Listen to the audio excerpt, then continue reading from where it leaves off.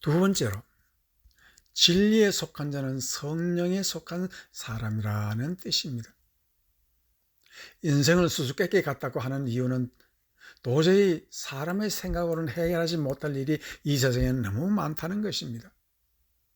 그래서 인생은 안개와 같고 흐르는 물과 같다고 말하고 있습니다. 그러면서 또한 인생은 수동적인 뿐만 아니라 능동적인 존재라고도 말하고 있습니다. 사람은 수동적으로 살 때도 있고 능동적으로 살아야 할 때도 있다는 것을 바로 성령님이 우리에게 오시면은 그것을 가르쳐 주시고 우리의 양면성을 잘 비추어 주십니다. 그래서 요한복음 16장 12절에서 14절 말씀에 보면 내가 아직도 너에게 이를 것이 많으나 지금은 너희가 감당치 못하리라. 그러하나 진리의 성령이 오시면 그가 너희를 모든 진리 가운데로 인도하시리니 그가 자유로 말하지 않고 오직 듣는 것을 말하시며 장래일을 너에게 알리시리라. 그가 내 영광을 나타내리니 내 것을 가지고 너에게 알리겠습니다 라고 말하고 있습니다. 산다는 것은 성령에 인도되어 수동적으로 사는 것이 강하게 내포되어 있는 말입니다. 그래서 성령이 임하면 참을 줄을 알게 하는 것입니다. 즉 인내심을 준다는 뜻입니다. 성령이 우리 마음에 맞지 않는다고 반항하던 옛날 생활하고는 다르게 우리가 인내심을 가지고 하나님께 순종하는 것을 배우게 하고 가르칩니다.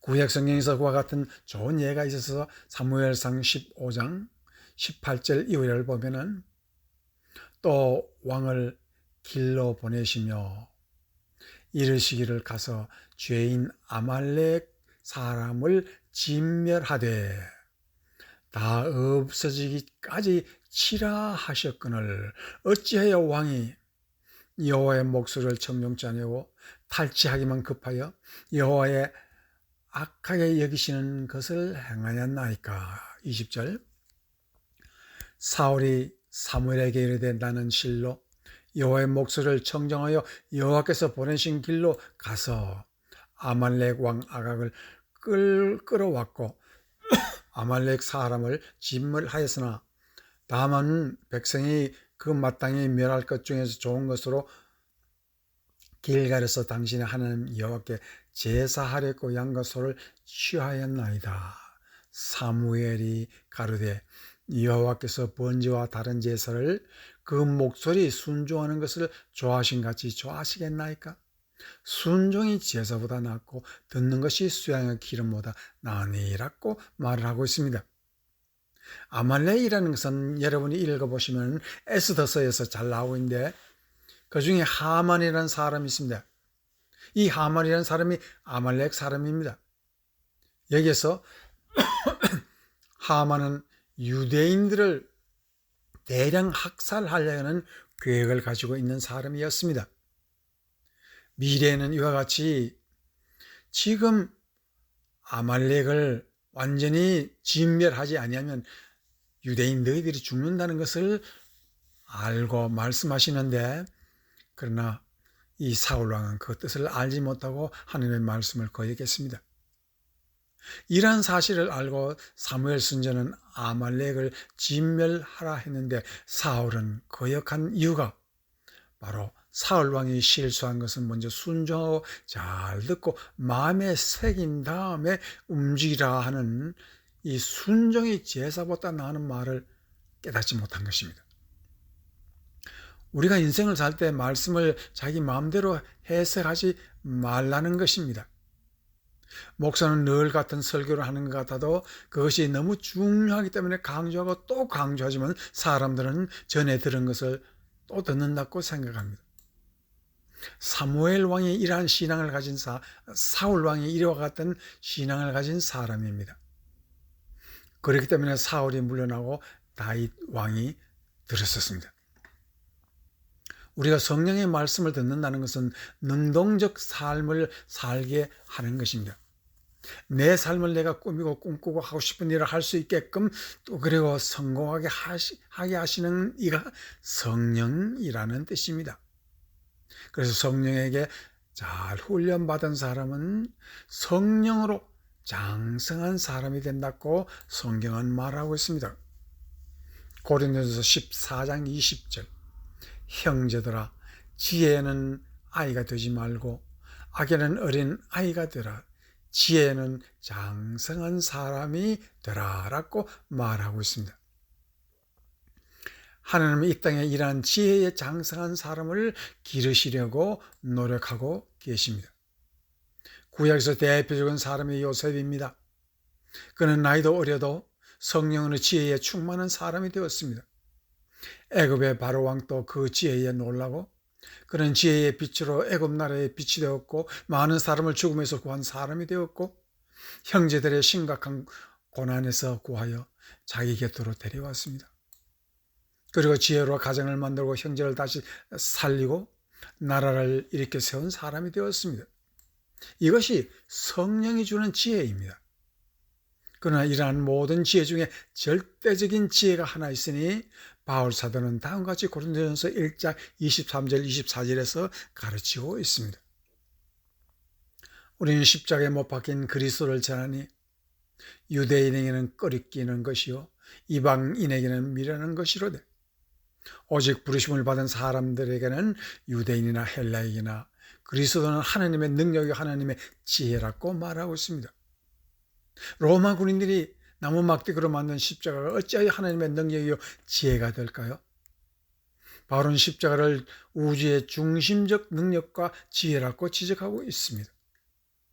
초대교회는 어마어마한 성령의 은사로 병든 자를 치료받고 또한 죽은 자가 다시 살아나고 안전뱅이가 일어나서 춤을 추고 벙어리가 입을 열어 노래하고 있었습니다. 이런 성령의 은사는 예수 그리스도의 영광의 일부에 지나지 않는 것입니다. 그러나 성령은 이러한 은사보다 더 위대한 은사를 주시니 바로 십자가의 의미를 깨닫는 것이 최고의 은사 중의 은사라고 말하고 능력 중의 능력이라고 말하고 지혜 중의 지혜라고 말하고 있습니다. 그리스도는 하나님의 본인이라는 사실이기 때문입니다.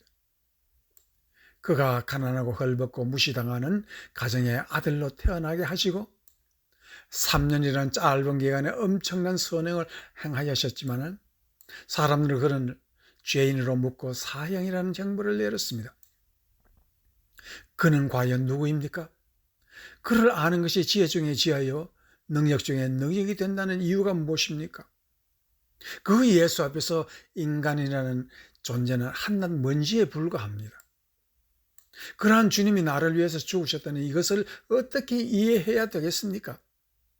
그는 우주 만물을 지으신 분이니 그 이름 앞에 우리는 사라지는 수증기와 같은 존재에도 지나지 않습니다. 이 사실을 처음으로 사람들에게 알리는 것을 계시라고 말을 하고 있습니다. 초대교회 사도들이 그 계시를 받은 사람들입니다. 이들에게 인류가 상상하지 못한 지혜와 능력이 임하여 성령의 기적과 이적을 행한 사람들입니다. 바울이 이 계시를 받았기에 그는 자신을 사도라 부르고 있습니다. 갈라디아 1장 1절에서 사람들에서 난 것도 아니요 사람으로 말미암은 것도 아니요 오직 예수 그리스도와 그를 죽은 자 가운데서 살리신 하나님 아버지를 말미암아 사도된 바울이라고 담대하게 자신을 사도라고 불렀습니다. 그것도 예수 그리스도와 하나님 아버지의 이름으로 되었다고 말하고 있습니다. 그 사도의 존재가 어떤 사람입니까? 인류에게 위대한 존재는 구약 성경에는 선지자들이었습니다. 이제 이들 선지자보다 더 엄청난 능력과 지혜를 가진 자들을 사도라고 부릅니다. 이들은 계시라는 특별한 성령의 기름 부음으로 탄생한 사람들입니다. 아무도 이러한 사도의 능력을 다 알 수가 없습니다. 베드로는 아나니와 삽비라가 거짓말을 하자 그를 꾸짖고 그 부부는 그대로 시체가 되어버렸습니다. 그런데 그러한 바울이 사람의 가르침으로 된 것이 아닌 하나님의 성령으로 계시를 받았으니 그는 하나님께서 그들을 사도라 직접 부르셨다고 말을 하고 있습니다. 그래서 갈라디아서 1장 12절에는 이는 내가 사람에게서 받은 것도 아니요 배운 것도 아니요 오직 예수 그리스도의 계시로 말미암은 것이라고 말하고 있습니다. 성령님께서 친히 예수 그리스도는 하나님의 되심을 증거하는 것을 계시라고 말을 하고 있습니다. 그렇다면 우리가 예수님을 아는 것도 계시로 아는 것입니까? 그것은 아닙니다. 우리는 계시를 조명으로 알게 된 성도들입니다. 사도와 성도의 차이는 계시와 조명의 차이에 있습니다. 우리가 성경을 알거나 설교를 듣고 깨달음이 와서 예수님이 하나님이심을 아는 것은 조명이지 계시가 아닙니다.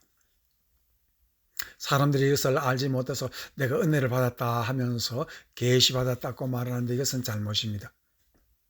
여기서 계시를 받든 조명을 받든 예수 그리스도가 하나님이심을 깨달아 아는 자를 진리에 속한 자라고 말하고 있고, 이 사람이 바로 성령 안에 속한 자라고 말을 하고 있습니다. 그리고 성령은 우리를 떠나지 않고 버리지도 않고 지혜로 밝은 빛이 되고 우리를 인도하시마라고 말하고 있습니다. 이제 예수님은 진리에 속한 자를 성령으로 인도하시고 우리가 영원 무궁토록 하나님께 복을 받는 성도가 되게 하십니다. 이제 그와 같은 놀라운 성령의 축복을 받고 진리의 복을 받는 여러분이 되시길 주의 이름으로 축원합니다. 아멘.